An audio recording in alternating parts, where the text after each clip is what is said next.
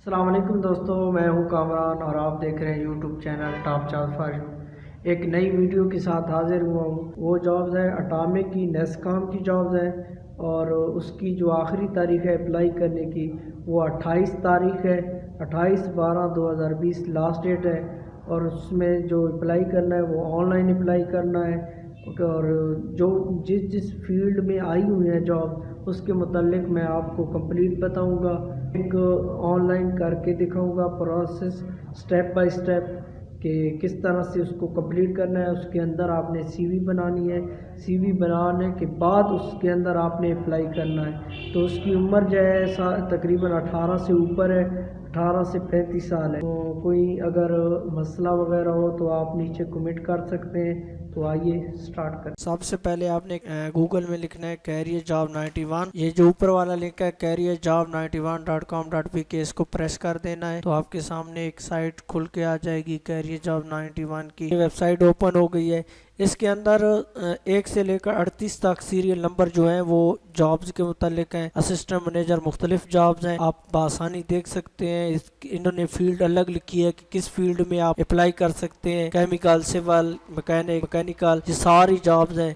इन jobs में आप apply कर सकते हैं और इसकी आखिरी तारीख जो है वो 28/12/2020 है। इन्होंने अपनी सैलरी वगैरह भी लिख दी है कि कितनी सैलरी होगी, अप्रोक्सीमेटली तकरीबन इतनी सैलरी होगी। और क्वालिफिकेशन इन्होंने लिखी है डिटेल के साथ। अगर आप इस पे पूरा उतरते हैं मैकेनिकल में तो आप फील्ड चेक कर सकते हैं कि आया इसमें क्वालिफिकेशन कितनी मांग रहे हैं, और साथ में एक्सपीरियंस का बटन है, एक्सपीरियंस भी चेक कर सकते हैं आप। तो ये तो आप तकरीबन खुद पढ़ लेंगे जो जहाँ से आपको। तो मैं आपको ना हिदायत पढ़ के बता देता हूँ कि आया आप एलिजिबल है कि नहीं। चंद हिदायत हैं। तो सबसे पहले जहाँ भी अप्लाई करने जाए इन हिदायत को जरूर पढ़ लीजिएगा। जहाँ भी अप्लाई करने लगे इनको जरूर पढ़ा करें, मेरी गुजारिश है आपसे। नोट इंस्ट्रक्शन, पहली हिदायत क्या है, the organisation reserve the right to withdraw cancel vacancies at any time और to reject any application at any stage without assigning any reason. वो कह रहे हैं कि दी ऑर्गेनाइजेशन, जो ऑर्गेनाइजेशन है वो इन वैकेंसियों को कैंसिल कर सकती है या विथड्रॉ कर सकती है या आपकी एप्लीकेशन को किसी भी स्टेज पर रिजेक्ट कर सकती है। If a large number of applications are received, the most eligible candidate who possess relevant experience will be shortlisted for test interview. अगर किसी पोस्ट के लिए एप्लीकेशन जो है वो ज़्यादा आ जाती हैं तो उसके लिए जो ज़्यादा एक्सपीरियंस रखते होंगे, रेलेवेंट मुतलका एक्सपीरियंस रखते होंगे, उनको इंटरव्यू या टेस्ट के लिए शॉर्ट लिस्ट किया जाएगा। इसके आगे दूसरा नंबर है where the last degree is first division. जो आपकी लास्ट डिग्री हो वो फर्स्ट डिवीज़न होनी चाहिए। Only 1 second division from matric onward is acceptable for eligibility. और मैट्रिक से ऑनवर्ड जहाँ पर आप अप्लाई कर रहे हैं उसमें अगर मैट्रिक से लेकर एमए तक है और उसमें से सिर्फ आपकी 1 सेकेंड डिवीज़न होनी चाहिए, बाकी सब में फर्स्ट होनी चाहिए, वो एलिजिबल है। Candidate having third division is in academic career will not be eligible. और थर्ड डिवीज़न वाला जो है वो बिल्कुल एलिजिबल नहीं है, चाहे उसकी मैट्रिक में है, एफए में है, बीए में। फिर मैं दोबारा बता रहा हूँ, ये आपके लिए बहुत ज़रूरी है समझना। Where the last degree is first division, यानी कि अगर आप किसी जॉब में अप्लाई कर रहे हैं उसकी आखिरी जो आपकी क्वालिफ़िकेशन वो मांग रहे हैं, बीए मांग रहे हैं या बीएससी मांग रहे हैं, उस बीए या बीएससी में आपकी जो डिग्री की है डिवीज़न वो फर्स्ट होनी चाहिए। उसके आगे ये है कि अगर आप एमए हैं और एमए की पोस्ट पे अप्लाई कर रहे हैं तो उसका तरीक़ाकार क्या है कि उसमें से सिर्फ एक में से आपकी डिग्री सेकंड होनी चाहिए, सेकंड डिवीज़न होनी चाहिए, बाकी सब में आपकी फर्स्ट डिवीज़न होनी चाहिए। ठीक है, समझ आए। यही बात कह रहे हैं कि only 1 second division from matric onward, matric से ऑनवर्ड जितनी आपकी है उनमें से सिर्फ 1 सेकेंड डिवीज़न होनी चाहिए। First class, first division mean CGPA 2.5। वो कह रहे हैं कि फ़र्स्ट क्लास या फर्स्ट डिवीज़न का हमारा मकसद ये है कि 4 में से आपका CGPA 2.5 होना चाहिए या सेमेस्टर सिस्टम में, और minimum 60% marks annual system of examination. अगर आप एनुअल सिस्टम है, सालाना एग्ज़ाम है, तो उसमें आपके 60% नंबर होने चाहिए। Maximum age limit of closing date of advertisement is 35 year. तो इसमें जो मैक्सिमम एज है आपकी होनी चाहिए, क्लोजिंग डेट ऑफ एडवर्टाइजमेंट, जिस दिन ये क्लोज हो रहा है 28/12 को ये क्लोज हो रहा है, उस दिन आपकी उम्र 35 ईयर्स होनी चाहिए। However relaxation in age limit to government servant retired employ will be granted as per rule. और इससे आगे वो कह रहा है कि गवर्नमेंट का अगर सर्वेंट है या रिटायर्ड मुलाजिम है तो उसका जो कानूनी रूल होगा, रूल के मुताबिक उसको रिलैक्सेशन दी जाएगी। अच्छा, अगर आपको पता नहीं है कि आपकी डेट और आपकी उम्र कितनी बन रही है, तो आप इजीली आप एज कैलकुलेटर में जाएं, एज कैलकुलेटर से जाके अपनी एज निकाल सकते हैं। मेरी डेट ऑफ बर्थ है 8/4/94 और क्लोजिंग डेट जो है वो 28/12/2020 है। यहाँ से मैंने कैलकुलेट कर लिया, ये देखिए मेरी 26 साल 8 महीने 20 दिन बन रही है। तो ठीक है, आप भी इजीली चेक कर सकते हैं, अपनी एज मालूम कर सकते हैं। उसके आगे है 5 number, candidate already serving in government semi government organisation must bring NOC. वो कह रहे हैं कि अगर कोई मुलाजिम है गवर्नमेंट का या सेमी गवर्नमेंट का तो उसको एनओसी लाजमी चाहिए, उसके लिए एनओसी ज़रूरी है। 6 नंबर पे degree certificate should only be from university institution are recognised by the HEC and PEC where applicable. वो कह रहे हैं कि अगर आपके पास कोई डिग्री है या यूनिवर्सिटी से है या इंस्टीट्यूशन, डिग्री हो या सर्टिफिकेट हो, वो एचईसी से मंजूर शुदा हो, जो भी यूनिवर्सिटी हो वो HEC. Please mention valid postal address, phone contact number, mobile number. वो कहता है कि जो भी चीज़ें लिखें वो वैलिड लिखें ताकि हमें अगर डाक भेजनी हो या रब्ता करना हो तो आसानी हो सके। Selection of candidate will be made on provisional basis and joining will be subject to complete security clearance and medical fitness। वो कह रहे हैं कि सूबे लेवल पे भर्ती होगी, बेसिस प्रोविजनल बेसिस पे होगी और मेडिकल फिटनेस और सिक्योरिटी क्लियरेंस के बाद होगी। Academic certificate driving licence will be verified from issuing authority. अगर आपकी सर्टिफिकेट है या ड्राइविंग लाइसेंस है वो क्या होना चाहिए, वेरीफाई होना चाहिए। फॉर जॉब कोड, ये समझने वाली बात है कि अगर आप कोड 37, 38, 39, 40, 41 इन पे अगर आप अप्लाई कर सकते हैं तो वो कहते हैं कि मस्ट अप्लाई ऑनलाइन अप्लाई भी करें और जो मुतलका डॉक्यूमेंट्स है including academic certificate, experience certificate, verified licence, वो सब चीज़ें भी आपने बजरिया डाक इस पोस्ट पे भेजनी है, पोस्टल एड्रेस इस पोस्टल एड्रेस पे भेजनी है। HOD recruitment post box number 91 वाकई। आपने इस पते पे क्या करनी है, ऑनलाइन भी करना है और साथ अपने डॉक्यूमेंट्स इस पते पर बजरिया डाक भेजने। वो कहाँ से शुरू हो रहे हैं, 37, 38, 39, 40, 41। ये ड्राइवर 3 से लेकर फायरमैन तक, ये जो 5 पोस्ट है इस पे आपने ऑनलाइन भी अप्लाई करना है और बजरिया डाक भी भेजना है।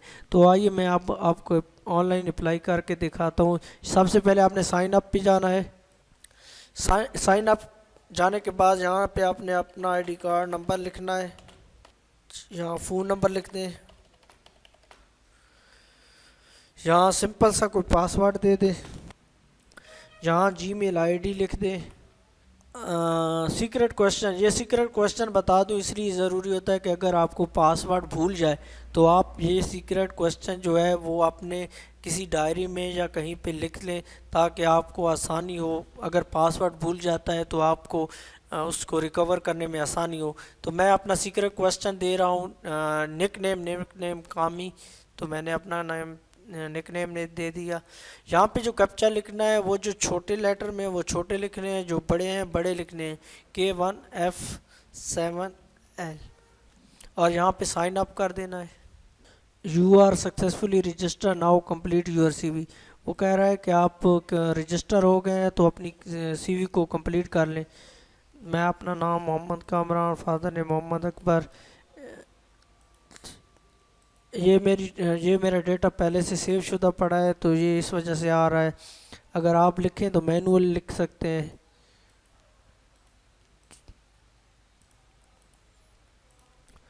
अच्छा, मैं साथ साथ बताता चलूँ कि ये क्या पूछ रहा था ना, नेम बता रहा था मोहम्मद कामरान, फादर ने मोहम्मद अकबर, और डेट ऑफ बर्थ जो है वो मेरी 8/4/94 की है, मैंने लिख दी। जेंडर मेल है वो लिख दिया। मैरिटल स्टेटस, अगर आप सिंगल हैं तो सिंगल लिख के, शादीशुदा है तो शादीशुदा लिख दें। मैं शादीशुदा हूँ, शादीशुदा लिखा है। Religion Islam, sect Sunni, nationality Pakistani. Dual nationality, अगर पाकिस्तान के अलावा भी आपकी कोई नेशनैलिटी है तो वो लिख सकते हैं। अगर इफ़ एनी लिखा हुआ है अंदर देखें, इफ़ एनी लिखा हुआ अगर है तो मेरी नहीं है भाई, मैं नहीं लिखूँगा। और स्पाउस नेशनैलिटी, अगर आपकी जो मंगेतर है उसकी नेशनैलिटी कौन सी है, मेरी पाकिस्तान की है, पाकिस्तानी। उसकी अगर डुअल नेशनैलिटी नहीं है उसकी तो मैं नहीं लिख रहा। मैं अपना एड्रेस लिख रहा हूँ, शॉप का पोस्टल एड्रेस, मार्फत एड्रेस, जहाँ पे आपकी डाक आपको आसानी से मिल सके। उसके आगे परमानेंट एड्रेस, परमानेंट घर का एड्रेस जो आईडी कार्ड की बैक साइड पे लिखा होता है, मैंने वो लिख दिया। ठीक है, नेक्स्ट कर दिया।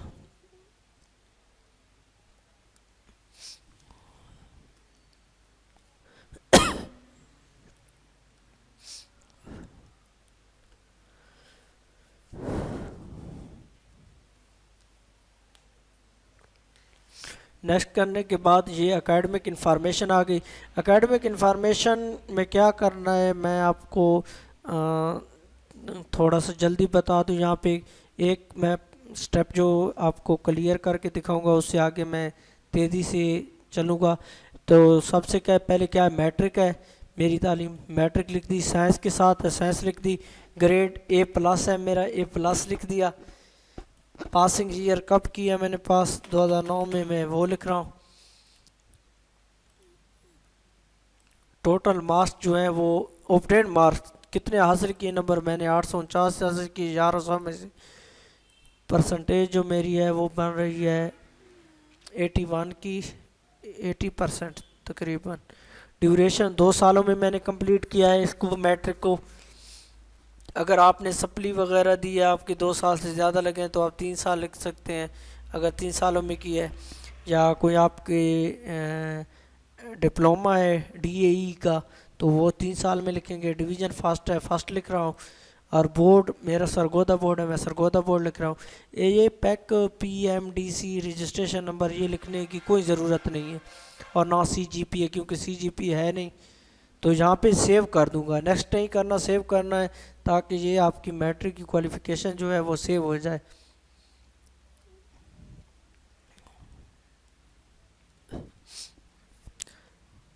ये सेव हो गई, देखें बिल्कुल नीचे। अब मैंने HSC की करनी है, HSC इंटरमीडिएट की कर रहा हूँ। प्री इंजीनियरिंग है, C ग्रेड है, पासिंग ईयर 2012 है मेरा।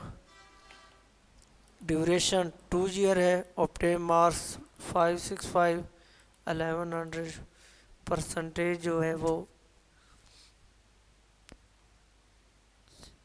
51 की है। डिवीज़न सेकंड है, बोर्ड सरगोदा है।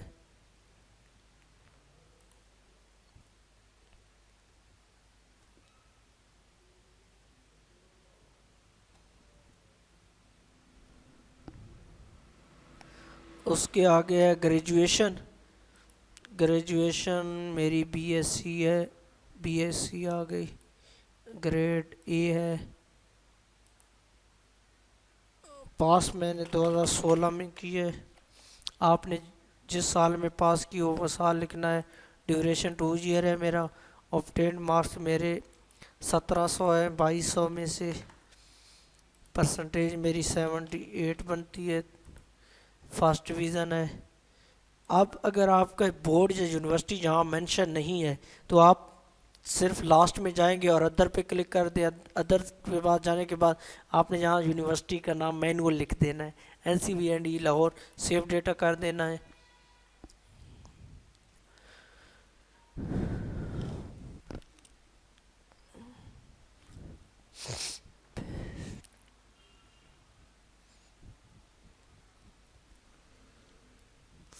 यहाँ तक सेव डेटा हो गया। सेव डेटा होने के बाद फिर मैं नेक्स्ट कर दूँगा। नेक्स्ट करने के बाद डिप्लोमा अगर आपका कोई है, मेरा कंप्यूटर का 6 मंथ का डिप्लोमा है।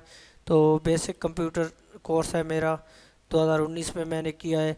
और आपका टोयोटा या वोकेशनल कोई भी हो सकता है, जो भी आपका बोर्ड हो, जो भी हो। मेरा वोकेशनल है तो वोकेशनल लिख देता हूँ।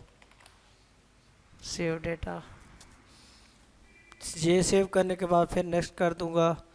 और ये जो है ना, ये है वर्क एक्सपीरियंस, जहाँ पे आपने कोई काम की एक्सपीरियंस किया है वो लिखना है। सबसे पहले क्या लिखना है कि एम्प्लॉयर ऑर्गेनाइजेशन का नाम लिखना है। जो भी ऑर्गेनाइजेशन है उसका आपने यहाँ पे नाम लिखना है। उसके आगे पोस्ट है, किस पोजीशन पे आपने काम किया। आपने ड्राइवर पे हो सकता है काम किया हो, आप मैनेजर हो शायद, वो उसमें काम किया हो तो वो लिख सकते हैं। ड्यूरेशन, कहाँ से आपने शुरू किया और कहाँ पर आपने ख़त्म किया। अगर आपने ख़त्म नहीं किया तो इसको आप रहने देंगे। अगर ये अगर ये फिर भी मसला दे तो जो 28/12/2020 डेट है उस तक लिख देना, ठीक है। इसके आगे है जॉब डिस्क्रिप्शन, कि आप कौन सा काम सर अंजाम दे रहे हैं, मतलब है कि रिस्पॉन्सिबिलिटी आपकी क्या। Nature of job, regular, contract या डेली वेजेस, आप किस तरह है। अगर आप रेगुलर हैं तो रेगुलर लिख दें, कॉन्ट्रैक्ट है तो कॉन्ट्रैक्ट पे लिख दें। और यहाँ पे आपने अपने सुपरवाइज़र या बॉस का नाम लिखना है। यहाँ पे सुपरवाइज़र कॉन्टैक्ट नंबर, उसका कॉन्टैक्ट नंबर लिखना है, या अपनी कंपनी का जहाँ पे आप काम करते हैं। अपनी सैलरी लिखनी है, कितनी सैलरी है आपकी, और रीज़न फॉर लिविंग। अगर आपने जॉब छोड़ दी है तो आप लिखेंगे कि कोई वजह लिख सकते हैं जॉब छोड़ने की, या आप अगर आप जॉब कर रहे हैं तो लिख सकते हैं कि स्टिल आई एम वर्किंग, मैं जॉब कर रहा हूँ, आई एम वर्किंग, मैं काम कर रहा हूँ। ये सब सेव करने के बाद, मेरी कोई एक्सपीरियंस नहीं है, मैं इस वजह से इसको नहीं कर रहा, लेकिन आपको मैंने समझा दिया कि किस तरह करना है। ये सब करने के बाद आपने नेक्स्ट कर देना है। नेक्स्ट करने के बाद ये पूछ रहा है कि कोई डिसीज़, आपको बीमारी तो नहीं है, मेजर कोई हो नहीं है तो नील लिख दे, ठीक है। और ये साथ पूछ रहा है कि डिसेबिलिटी तो नहीं है, एन ओब्लिक ए लिख दे, नॉट एप्लीकेबल नहीं है। और ये पूछ रहा है have you been cleared medical unfit, के किसी और कंपनी से कंपनी ने आपको मेडिकल अनफिट किया है या नहीं। मुझे नहीं किया, इसलिए मैं नो लिख रहा हूँ, नेक्स्ट कर दूंगा। तो इसके साथ ही ये पूछ रहा है driving licence information in case of driver.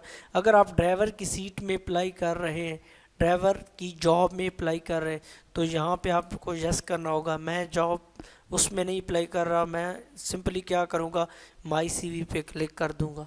तो ये सीवी मेरी बन के तैयार हो गई। यहाँ पे लास्ट में जाऊँगा, लास्ट में जाने के बाद मैं फाइनलाइज कर दूँगा। जैसे ही फाइनलाइज मैंने की, your CV is finalise, now can apply for relevant job. तो आप इजीली क्या कर सकते हैं, आप जॉब में अप्लाई कर सकते हैं, किसी भी जॉब। अगर मैं यहाँ पे आपको करके दिखाऊं कि मैं कर रहा हूँ apply take 2 scientific assistant physics chemistry में अप्लाई कर रहा हूँ, यहाँ मैं अप्लाई कर दूंगा, ओके कर दूंगा।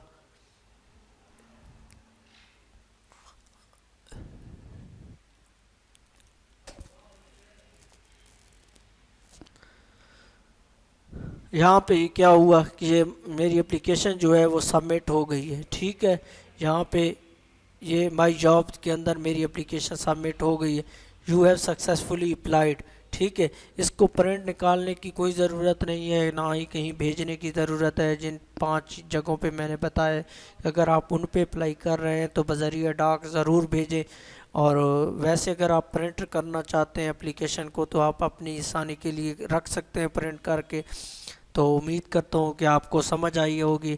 अगर आपको हमारी वीडियो अच्छी लगे, समझ आई हो, तो प्लीज़ लाइक कीजिए, शेयर कीजिए और सब्सक्राइब करना मत भूलिए। अल्लाह हाफिज़।